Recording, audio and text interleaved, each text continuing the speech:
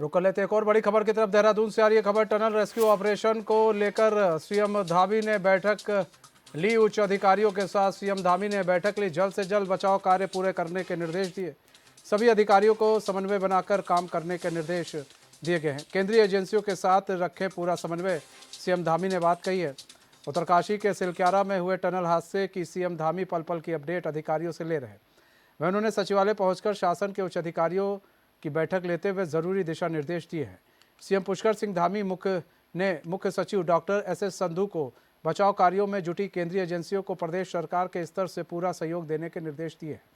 वहीं मीडिया से बातचीत में सीएम धामी ने कहा कि कठिन परिस्थितियों के बावजूद जल्द से जल्द रेस्क्यू ऑपरेशन को पूरा किया जाएगा। इसके लिए हाई पावर ड्रिलिंग मशीन से काम किया जा रहा है।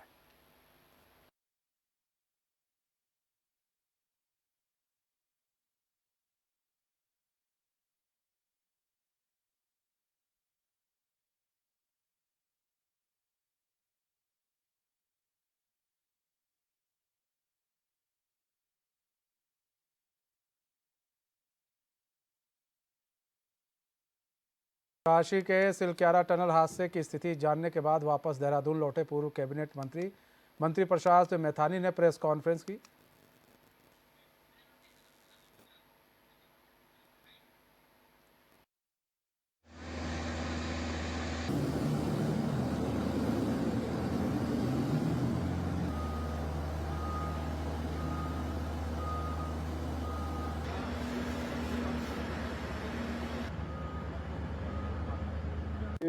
वहाँ पर जिस प्रकार से मलबा लगातार आ रहा था, पहले से काम चल रहा था और बीच बीच में व्यवधान आ जा रहा था। इस सबको देखते हुए जो नई तकनीकी की जो मशीन है, जो इसमें ड्रिल करती है और ड्रिल करके पाइप को फिट करती है, वो मशीन कल वायुसेना के हवाई जहाज से यहाँ पर पहुँच गई है और अब मशीन इंस्टॉल हो गई है, वहाँ पर काम करना भी शुरू कर दिया है।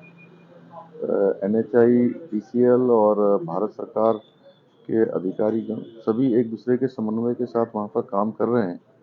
थोड़ा स्थिति वहाँ की कठिन है, लेकिन बहुत जल्द जो है उस पर पूरा ड्रिल हो जाएगा। जो अत्याधुनिक मशीन आई है, अभी मुझे बताया गया है कि लगभग 5-7 मीटर उन्होंने ड्रिल भी कर लिया है अभी तक, और हर घंटे में वो 5 मीटर से 10 मीटर के बीच ड्रिल करेगी।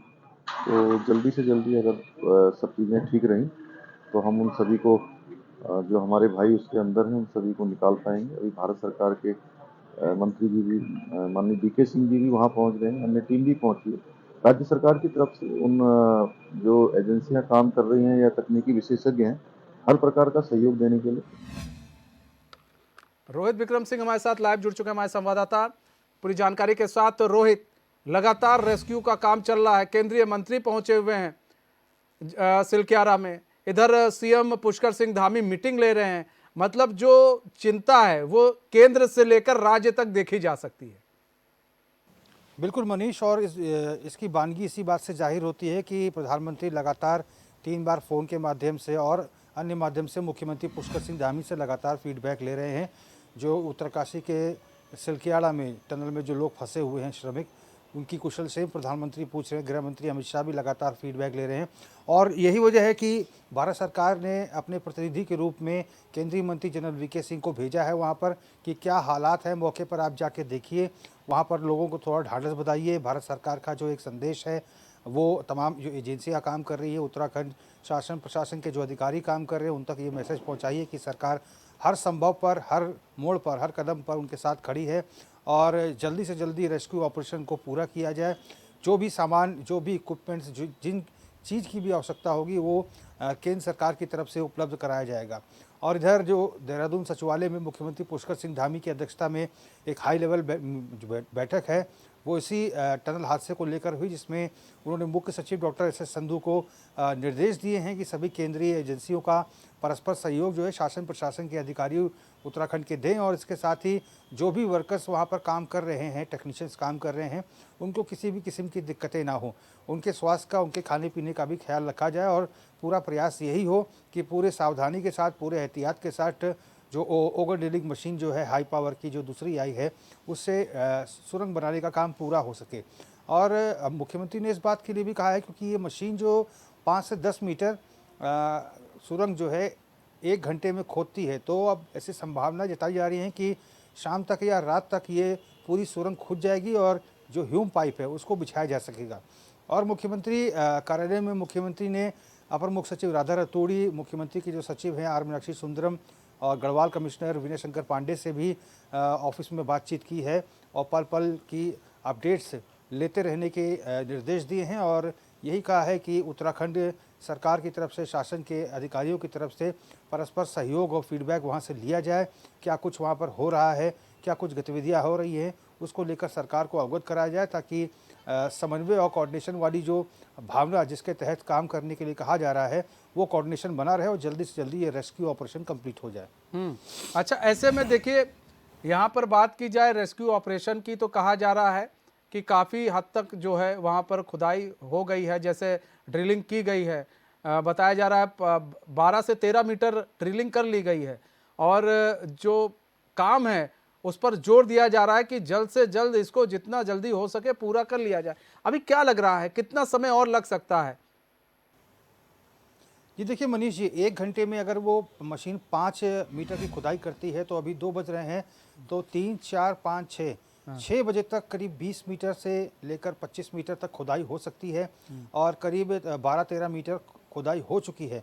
तो यानी कि 35 से 40 मीटर तक की खुदाई शाम 6 बजे तक होने का अनुमान है और करीब 8 से 9 बजे या रात के 10 बजे तक संपूर्ण खुदाई हो जाएगी, ऐसा जो है दावे किए जा रहे हैं। और सुरंग जो बनाई जाएगी उसमें ह्यूम पाइप्स बिछाने का काम भी शीघ्र अतिशीघ्र प्रारंभ हो जाएगा। ये यानी कि कुल समझ लीजिए कि जो पूरा ऑपरेशन है कुल मिलाकर देर रात तक या सुबह भोर तक संभव हो पाएगा। मतलब इधर खुदाई होगी, उधर उसके बाद जो पाइप्स लाई गई हैं उन पाइप्स को बिछाया जाएगा, उसमें भी टाइम लगेगा। यानी कि ये समझा जाए कि या तो रात 12 बजे या तो फिर अगले दिन 2 या 3 बजे तक चीज़ें सामान्य हो सकती हैं, एक राहत भरी खबर हमें मिल सकती है। बिल्कुल मनीष, क्योंकि सुरंग खोदने के बाद एक चुनौती जो ह्यूम पाइप्स आई हुई हैं 900 की, इनको अंदर पुश करने की भी रहेगी, क्योंकि पुश करते वक्त इन पाइप्स को कोई नुकसान ना पहुंचे। पाइप्स जो है आराम से धीरे धीरे इनको पुश किया जाएगा ताकि जहां पर मजदूर टनल में फंसे हुए हैं वहां तक ये पाइप पहुंच सके। और कई टुकड़ों में ये पाइप हैं तो सीधे इनको एक तरह से जोड़ के या फिर इनकी बाइंडिंग करके उस जगह तक पहुंचाना जहां तक मजदूर फंसे हैं, ये बहुत एहतियात वाला काम है और इसको बिल्कुल सावधानी पूर्वक किया जाएगा। और इसीलिए अनुमान लगाया जा रहा है कि कल सुबह भोर तक ये ऑपरेशन कंप्लीट हो जाना चाहिए। ठीक है रोहित, बहुत बहुत धन्यवाद हमारे साथ जुड़ने के लिए और तमाम जानकारी साझा करने के लिए।